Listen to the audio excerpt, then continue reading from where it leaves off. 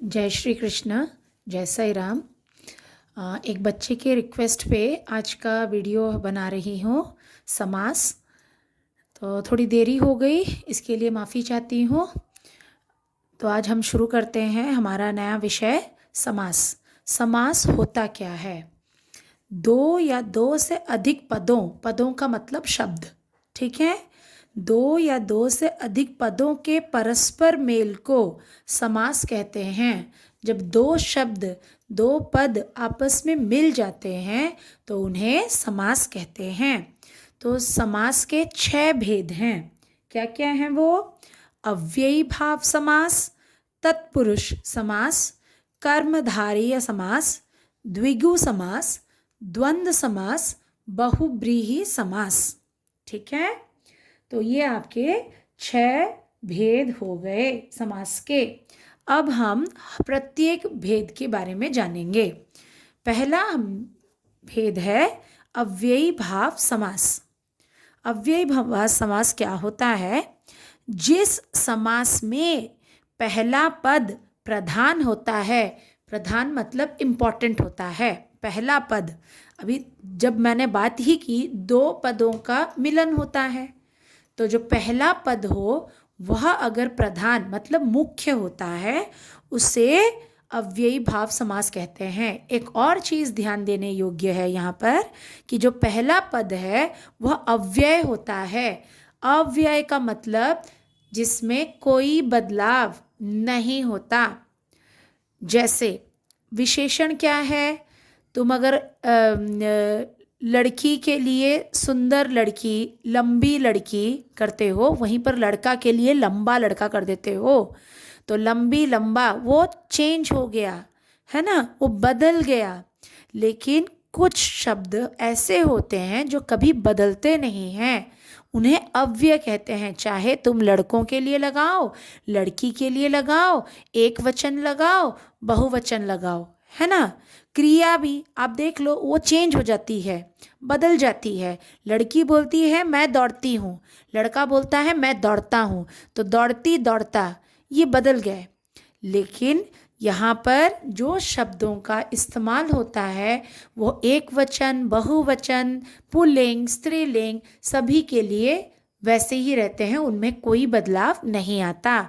जैसे प्रतिदिन, तुम प्रति जो हमारा शब्द है, प्रति पद जो हमारा पहला पद प्रति है, प्रति प्रतिदिन का मतलब है हर दिन, तो प्रति मास हर महीने, है ना। तुम एक दिन की बात करो, एक वचन, तब भी प्रतिदिन। प्रतिपल किस, प्रतिपल, प्रतिदिन, प्रति व्यक्ति, है ना, प्रतिमास, कुछ भी लगाओ, प्रति में कोई बदलाव नहीं आ रहा, तो इस वजह से यह अव्यय है। ठीक वैसे ही बेकसूर मतलब बिना कसूर के, बे का मतलब बिना, बेहद जिसकी कोई हद ना हो, बेइज्जत बिना इज्जत के, है ना, बेईमान बिना ईमान के। तो बे तो वैसा का वैसा ही रहता है, उसमें कोई बदलाव नहीं आता, तो इसलिए यह हो गया अव्ययी भाव समास। आमरण मरने तक, आजीवन मतलब पूरा जीवन भर, है ना, तो आ में कोई बदलाव नहीं आता। यथाशीघ्र जितना शीघ्र हो सके, यथाशक्ति अपने शक्ति के अनुसार, तो यथा में कोई परिवर्तन नहीं आता। भरपेट बाकायदा, भरपेट पेट भर के, भरपूर मतलब पूरी तरह से भर भर के तुम्हें भरपूर खाना खिलाया, तो भरपेट खाना खिलाया। भरपूर उपहार दिए मतलब पूरा भर भर के तुम्हें उपहार दिए गए, है ना। तो ये जो भर है, इसमें भरा भरी कुछ नहीं होता है, भर का रूप कभी भी नहीं बदलता है। तो ये सब हो गए आपके अव्ययी भाव समास, जिनमें पहला पद एक अव्यय होता है, और आपको मैंने अव्यय समझा दिया। लेकिन एक और चीज याद रखना है, एक समान शब्दों की आवृत्ति वाले शब्द भी अव्ययी भाव समास के अंतर्गत आते हैं। कई बार आपने देखा होगा जिसको आप योजक शब्द भी बोल देते हो, लेकिन योजक शब्द में कभी कभी एक ही शब्द दोनों बार मतलब रिपीट हो जाता है, 2 बार कहा जाता है, तो वो भी अव्ययी भाव समास के अंतर्गत आते हैं। जैसे घर घर, दिवाली पर घर घर दिए जलाए जाते हैं। दिनों दिन मतलब प्रतिदिन, दिन प्रतिदिन, है ना। दिनों दिन कोरोना के मामले कम होते जा रहे हैं या बढ़ते जा रहे हैं। जो आप, जैसा आपको ठीक लगे आप वैसा वाक्य लिख सकते हो। तो यहाँ पर जब एक ही शब्द की आवृत्ति, आवृत्ति मतलब रिपीटिशन हो रहा है, तब भी आप अव्ययी भाव समास ही वहाँ पर लिखेंगे। ठीक, अब हम हमारे सेकंड समास पर आते हैं, जो है तत्पुरुष समास। जिस समास में दूसरा पद प्रधान हो, जब आपको समास में 2 पद हैं तो ये पहला और ये दूसरा, प्रतिदिन में पहला पद है प्रति, दिन है दूसरा पद। ठीक वैसे ही तत्पुरुष समास में, अव्ययी भाव समास में पहला पद प्रधान था, जबकि तत्पुरुष समास में दूसरा पद प्रधान होता है। जैसे यज्ञशाला, यज्ञ की शाला, जहाँ यज्ञ किया जाता है। अब ये शाला जो है हमारा प्रधान है, यज्ञ को हम बदल सकते हैं, उसकी जगह पाठशाला, धर्मशाला, है ना। तो शाला हमारा मुख्य प्रधान पद है। पवन पुत्र, पवन का पुत्र, इंद्र पुत्र, है ना, धर्म पुत्र, पांडु पुत्र। तो पुत्र तो सेम, हर जगह सेम है, आप सिर्फ उसके आगे को प्रथम पद को बदल रहे हो।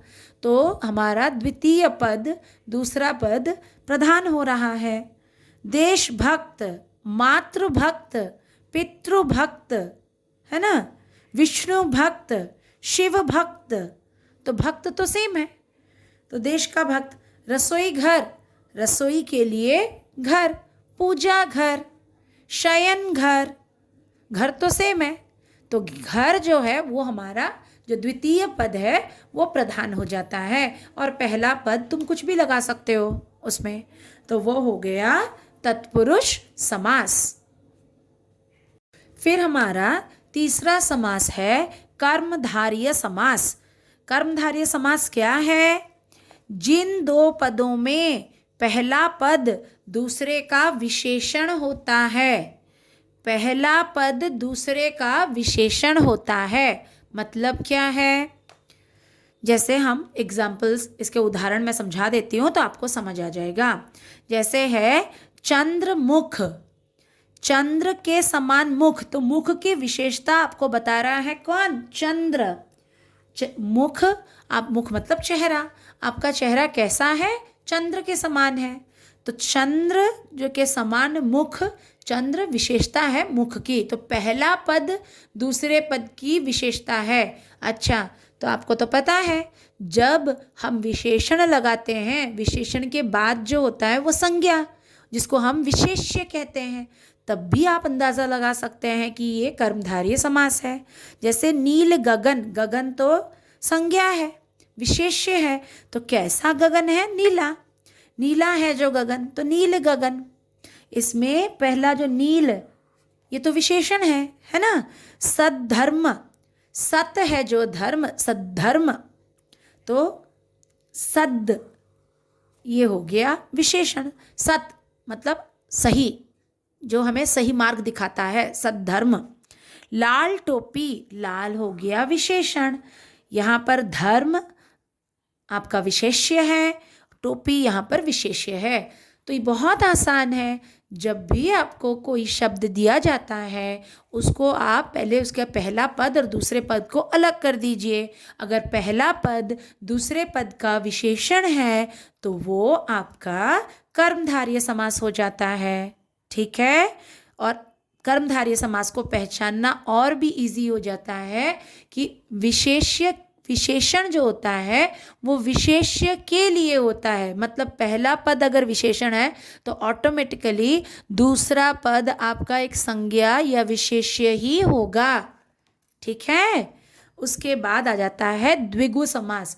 इसको पहचानना और भी सरल है। कैसे? जिन दो पदों में पहला पद संख्यावाचक होता है, संख्यावाचक मतलब नंबर, पहला पद हमेशा एक नंबर ही होगा, तो वो हो गया द्विगु समास। चौराहा, चार राहों का समूह, चौ मतलब चार नंबर। तिरंगा, तीन रंगों का समूह, तीन। नवरत्न, नौ रत्नों का समूह। शताब्दी, शत, शत मतलब 100। अब्दों मतलब वर्षों का समूह। अब आप बोलेंगे मैम ये भी तो जो राह, तिरंगा, रंग, रत्न, अब्दों ये सब भी तो विशेष्य हैं, और आगे नंबर्स हैं तो वो संख्यावाची विशेषण होते हैं, तो इनको कर्मधारय क्यों नहीं कहते हैं? इसलिए नहीं कहते हैं क्योंकि हम संख्यावाची विशेषण को अगर आ जाता है संख्या तो उसे हम एक और समास के अंतर्गत ले लेते हैं, और वो है द्विगु समास। द्विगु समास पहचानना सबसे सरल है। नंबर, संख्या आ गई मतलब पहले पद में, संख्या पहले पद में होनी चाहिए, है ना, तो इस वजह से वह द्विगु समास हो जाता है। उसके बाद आ जाता है द्वंद्व समास। द्वंद्व समास जिसमें दोनों ही पद बराबर होते हैं, कोई प्रधान नहीं और कोई नीचे नहीं, कोई मुख्य या कोई थोड़ा सा कम, ऐसा नहीं होता है, दोनों ही पद प्रधान होते हैं। जिसका आपको सबसे सरल उदाहरण है माता पिता। आपके जीवन में माता और पिता दोनों ही एक बराबर हैं, दोनों का ही स्थान समान है, आप किसी को भी अधिक किसी को भी कम नहीं देख सकते। भाई बहन, भाई और बहन, है ना, तो भाई और बहन दोनों ही आपके लिए ज़रूरी हैं, है कि नहीं? तो वैसे ही तो द्वंद्व समास जब अर्थ की दृष्टि से दोनों ही पदों का समान महत्व होता है, मैंने आपको कहा दोनों ही पद बराबर होते हैं, कोई ऊपर कोई नीचे नहीं होता, तो उसे द्वंद्व समास कहते हैं। ठीक है, तो द्वंद्व समास में और क्या होता है, आपको ये एक चिन्ह दिख रहा होगा, हर इसको आप इंग्लिश में हाइफन कहते हो, इसे सामासिक चिन्ह कहते हैं। सामासिक चिन्ह, समास से सामासिक, सामासिक चिन्ह कहते हैं इसे, जिसका अगर हम विग्रह करते हैं तो ये सामासिक चिन्ह की जगह पर और हम लिखते हैं। जैसे दिन रात, आपके लिए दिन जितना अहमियत रखता है रात भी उतनी ही अहमियत रखता है। सिर्फ दिन ही दिन रहेगा, रात बिल्कुल नहीं होगी, तब भी इंसान का जिंदा रहना, इंसान क्या पृथ्वी पर किसी भी जीवन का अस्तित्व ही नहीं रह जाएगा अगर रात नहीं होगी। तो दिन और रात का समान महत्व है। ठीक वैसे ही माता पिता, सुख दुख, अगर सिर्फ सुख ही सुख होगा तो हमें सुख के जो सुख का जो महत्व होता है ना उसका पता नहीं चलता है। जब दुख होता है तभी इंसान सुख को महत्व देता है। तो सुख और दुख दोनों का हमारे जीवन में समान महत्व है। भाई और बहन, तो मैंने आपको बता दिया यहाँ सामासिक चिन्ह होना चाहिए, और अगर सामासिक चिन्ह को आप विग्रह करते हो तो सामासिक चिन्ह की जगह पर और आ जाता है। तो ये हो गया द्वंद्व समास। और हमारा अंतिम समास है बहुब्रीहि समास। जिन दो पदों में कोई भी पद प्रधान ना हो बल्कि कोई अन्य पद प्रधान हो। कोई अन्य पद, जब मैं आपको उदाहरण दूंगी तो आप समझ जाएंगे। इस और एक आसान तरीका क्या है, इसमें विग्रह करते समय वाला, वाली या जिसका, जिसके शब्दों का प्रयोग होता है। जैसे उदाहरण है दशानन। आप देखिए यहाँ पर 10 और आनन, अगर इसको हम विग्रह करते हैं 10 आनन है जिसके, आपको मैंने बताया यहाँ पर विग्रह करते वक्त वाला, वाली, जिसका, जिसके शब्दों का प्रयोग होना चाहिए। देखिए जिसके शब्दों का प्रयोग हुआ है।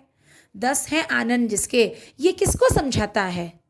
किसी तीसरे पद को, और वो तीसरा कौन है? रावण, है ना। तो यहाँ वो तीसरा पद है रावण। तो दशानन में आप अभी आप बोलेंगे मैम 10 तो फिर द्विगु समास होना चाहिए, संख्या हो गया। नहीं, क्योंकि यहाँ पर जब हम पूरे पद को पढ़ लेते हैं, पूरे पद को पढ़ने के बाद अगर वह हमें किसी तीसरे पद की ओर बता रहा है या इशारा कर रहा है तो वह हमारा बहुब्रीहि समास हो जाता है। जैसे कमल नयन, कमल के समान नयन वाला राम जी को, भगवान राम को हम कमल नयन कहते हैं। जैसे आप जानते ही होंगे, जब सिंधु पर मतलब समुद्र पर पुल बनाने वाले थे, राम सेतु बनाने वाले थे, तब उन्होंने दुर्गा माँ शिव जी की पूजा की थी और तब एक कमल, उनको 108 कमलों की ज़रूरत थी और एक कमल कम हो रहा था, तो तभी, और वो भी भगवान परीक्षा ले रहे थे, मतलब माँ दुर्गा परीक्षा ले रही थी राम जी की। और उन्होंने क्या किया, राम जी ने देखा जब 107 कमल है, एक कमल कम है, तो उन्होंने तुरंत अपना तीर उठा लिया और अपना ही नेत्र निकालने लगे, क्योंकि उन्हें कमल नयन कहा जाता है। इस वजह से तब दुर्गा माँ ने उन्हें रोक लिया और उन्हें शक्ति दी, जिसके कारण राम सेतु बन पाया। ठीक है। अब देखो त्रिलोचन, लोचन मतलब आँख, त्रिलोचन। अभी अगर आप फिर से बोलोगे मैडम त्रि आ गया, नंबर आ गया, लेकिन ये द्विगु समास नहीं है, क्योंकि त्रिलोचन किसकी ओर इशारा कर रहा है, जिनकी 3 आंखें हैं। हम सबकी 3 आंखें हैं क्या? नहीं, ये सिर्फ और सिर्फ शिवजी भगवान की ओर इशारा करता है। भले ही अश्वत्थामा की भी 3 आंखें थी, लेकिन त्रिलोचन का मतलब शिवजी को ही दर्शाता है। फिर आता है चतुर्मुख, 4 मुख हैं जिसके, मुख 4 मुखों वाला। देखो हाँ, और एक चीज़ मैंने कहा था आपको, जब भी आप विग्रह करेंगे वाला, वाली, जिसका, जिसके, देखो यहाँ पर जिसके, वाला, जिसके, वाला, इन शब्दों का प्रयोग हुआ है। और साथ में आपको ये भी देखना है कि वो किसी और को दर्शा तो नहीं रहा। अगर दर्शा रहा है तो वो बहुब्रीहि समास। जैसे चतुर्मुख, हम ब्रह्मा जी को बोलते हैं चतुर्मुख, है ना।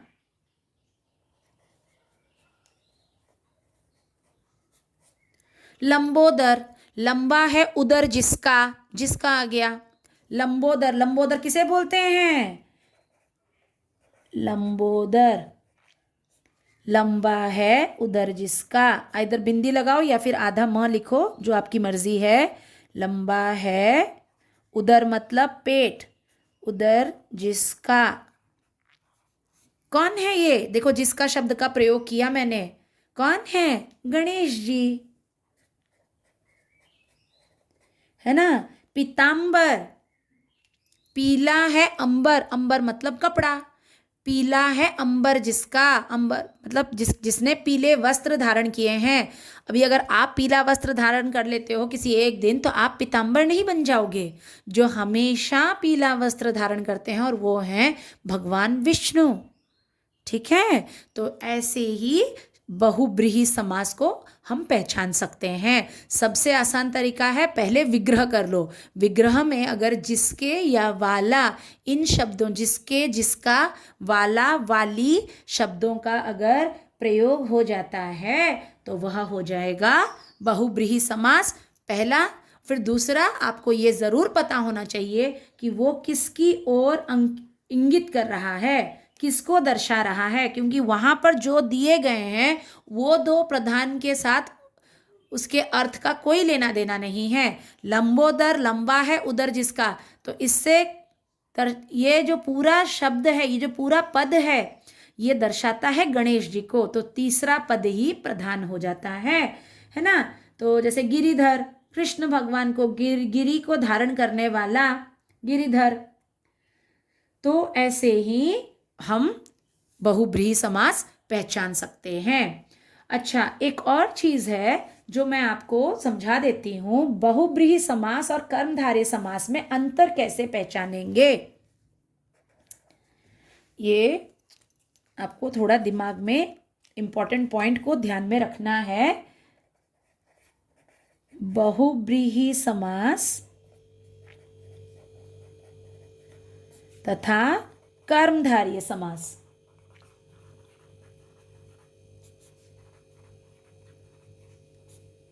कैसे पहचानोगे? देखो, बहुब्रीहि समास क्या होता है, जैसे आपको बता दिया अभी, कोई भी पद प्रधान नहीं होता, अन्य पद ही प्रधान है। जबकि कर्मधारय समास में पहला पद प्रधान, पहला पद दूसरे पद का विशेषण होता है। जैसे दशानन, अब आप दशानन 10 शब्द को सुनकर आनंद से पहले 10 लगा दिया मैम, इसीलिए वो हो गया कर्मधारय। नहीं, मैंने आपको बताया कि ये किसी तीसरे पद की ओर इंगित कर रहा है, इशारा कर रहा है, वो है रावण, इसलिए ये हो गया बहुब्रीहि समास।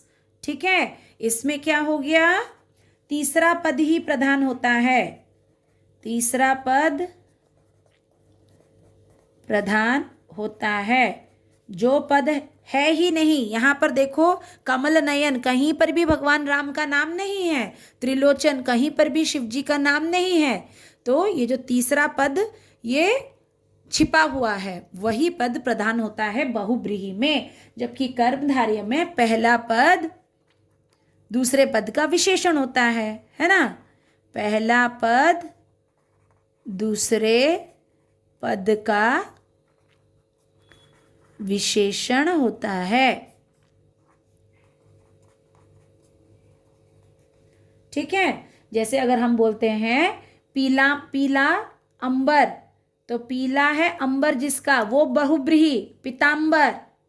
लेकिन पीला अंबर जब बोलेंगे तो वो कर्मधारय समास। ठीक है, कमल नयन, कमल के समान नयन अगर आता है तो वो हो जाएगा कर्मधारय। लेकिन वहीं पर अगर मैं बोल देती हूँ कमल नयन, तो कमल के समान नयनों वाला, तो वो हो गए बहुब्रीहि, राम जी, और बहुब्रीहि समास। वाला या जिसका अगर लग जाएगा तो वो बहुब्रीहि, नहीं लगता है तो कर्मधारय। ठीक है, और कर्मधारय और द्विगु समास में भी वैसे ही आप अंतर आराम से पहचान सकते हैं। द्विगु समास में आपको मैंने बता दिया, पहला पद सिर्फ और सिर्फ संख्यावाचक होना चाहिए, जबकि कर्मधारय में पहला पद विशेषण और दूसरा पद विशेष्य या संज्ञा होनी चाहिए। जैसे महात्मा, महान आत्मा, तो क्या हो गया, कर्मधारय है ना।